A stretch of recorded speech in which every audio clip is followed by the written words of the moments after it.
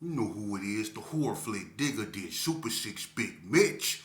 And I'm kicking in doors with 03 O's. And I'm bringing 28 101s because we Vegas sons, it's the Chronicles. And you in the Meadowlands. Yeah, you in the Metals band, and you already know what made me. 530. Well, what did that mean? Oh, that boy Desert, baby. Boom! Hubba dub, scrub, 22-inch gold thing, and Big Bolo Yang can never be on my claims, man. Now, welcome to Vegas Chronicles with the whole Super 6 Digga Ditch Big Mitch. And today, like any other day, y'all know what we do. We kick actual factual with no additives, no preservatives, just raw and uncut like what? Like summer sausages and crackers. Y'all already know. You know what I mean? Shout out to everybody that's been rocking with your boy. Um, I got the camera thing getting put together. We finna start doing bigger things. Shout out to my brother Jody Snow, man. He reached out to me, man. Much love. That's a real cat right there, man. And you already know it's a goal and everything we talked about, man. So y'all already know we got some big things coming for y'all, man. I told y'all, man, when you doing right things, man, and positive things, man, God let you know you paying attention.